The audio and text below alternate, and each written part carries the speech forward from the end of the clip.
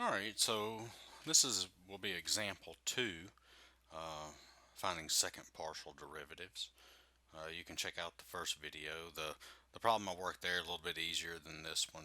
It wasn't anything difficult, but here you can see we may have well, I don't know.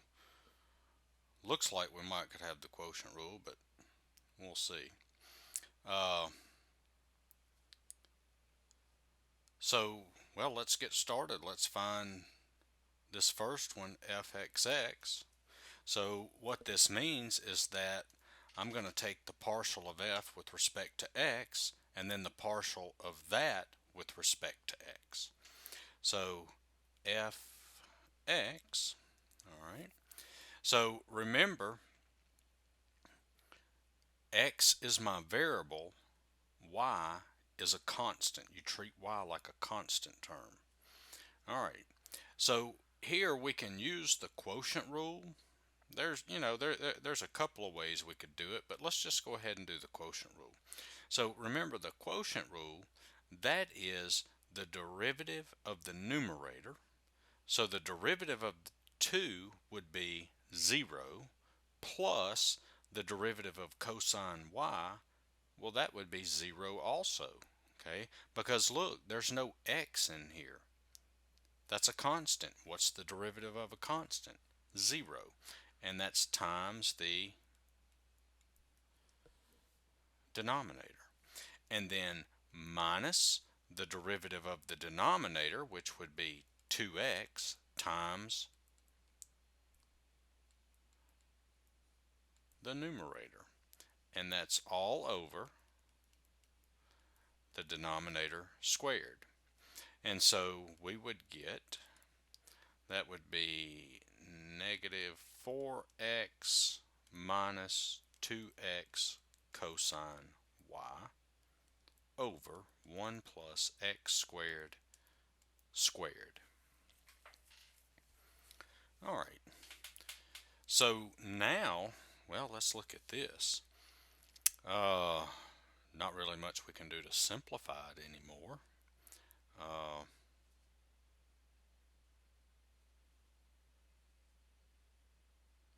well, you know something? I think that it might be easier to leave it like this. Okay? Because, see, we have to take the derivative of this thing. Okay? So when you look at it, and we got to take the derivative with respect to x. I mean, I guess it really doesn't matter. Let's just go ahead and leave it like this. Okay?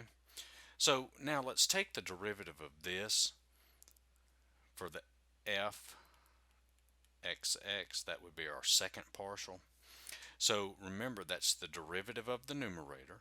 So that's going to be negative 4 minus 2 cosine y. Okay, remember the 2 and the cosine y, those are constant terms. Okay, it would be just like taking the derivative of 5x. The derivative of 5x is 5. Okay, the derivative of 2 cosine y x is 2 cosine y, because 2 cosine y is a constant. Okay, and then that's the derivative of the numerator times the denominator, 1 plus x squared squared, minus, and now we take the derivative of the denominator. Well, for this, we're going to have to use chain rule, so the 2 comes down, so 2, 1 plus x squared, subtract 1, times the derivative of what's inside the parentheses.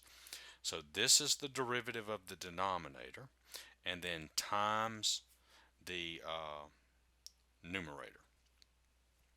So that would be times negative 4x minus 2x, starting to run out of room, cosine y. Okay, and that is all over 1 plus x squared squared squared. Okay, all right, so let's see what we got. Let's see, negative 4 minus 2 cosine y, and and then that is times 1 plus x squared squared. Let's see what we got.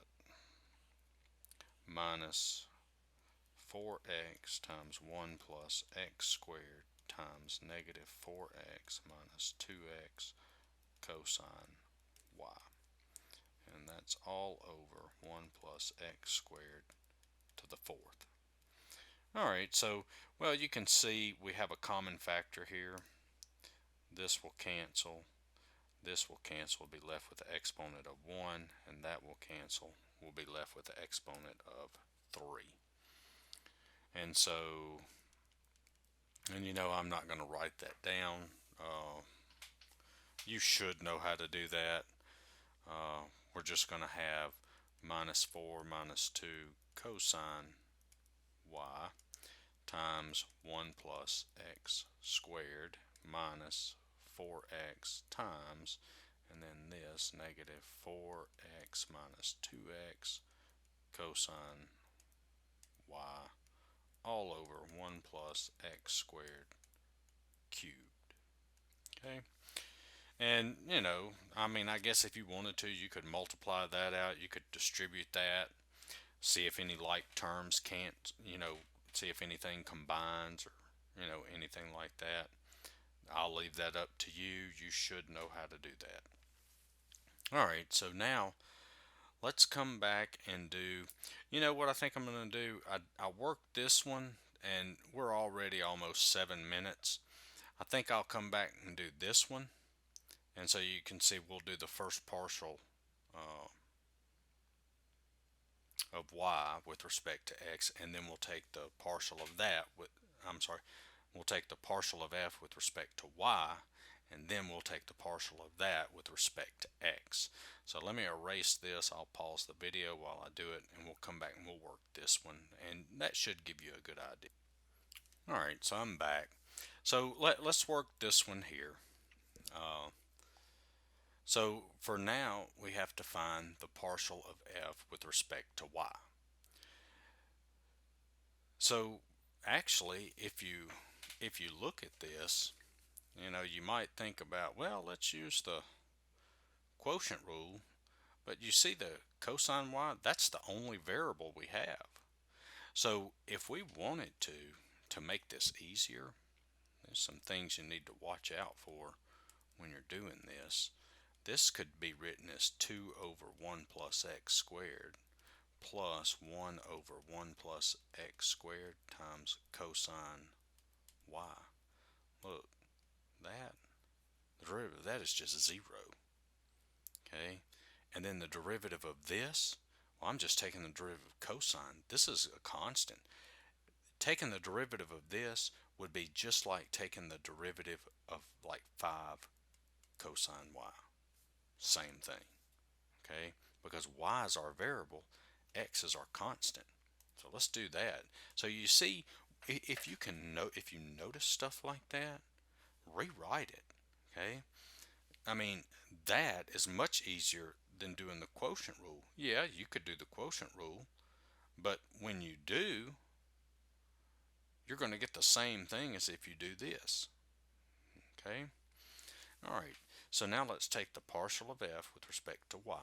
So the derivative of this is just 0 plus, and then I have 1 over 1 plus x squared, and the derivative of cosine is just negative sine.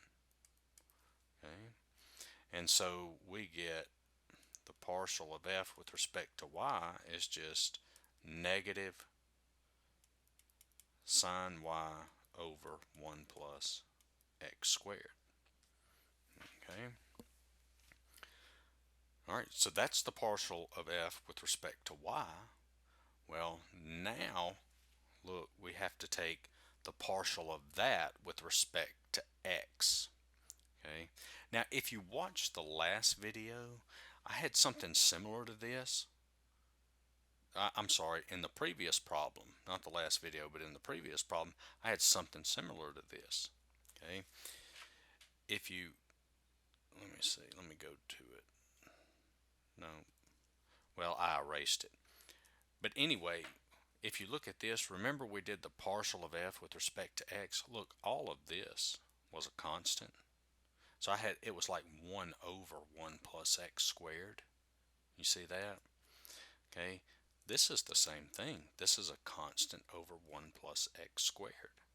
And remember what we did on that first part, the first problem we worked in this video. I did the quotient rule. Now watch, let me show you something different here. We could actually come and rewrite this thing as negative sine y times what? Remember, all of this is to the negative 1, right? I'm sorry. All of this is raised to the first power. So if I move this up, that's going to become what? 1 plus x squared to the negative 1. And now I can do the chain rule. So watch this. That's fyx. See, I just rewrote it because it might make it a little easier than doing the quotient rule. Okay, let's just see. So I take the negative 1 and I bring it down. Negative 1 times negative 1 is positive 1. And then that would be sine y. It's actually negative 1 times that constant term. This is just a number. Times 1 plus x squared, subtract 1, negative 2, times the derivative of what's inside the parentheses. Remember chain rule. And so I get fyx. And so this, remember that's over 1, bring it down. So that's 2. So that's 2x sine y over 1 plus x squared squared. And that would be your final answer. So, you know, when you see things, you know, at first you may think, oh, that's quotient rule, or you may think product rule, or whatever. But look at it.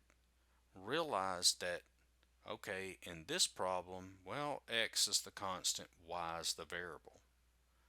So let me see if I can rewrite it to make it a little bit easier. Okay, that's what you want to do. So hopefully this video helped. Don't forget to like and subscribe and check out my other videos. Thanks for watching.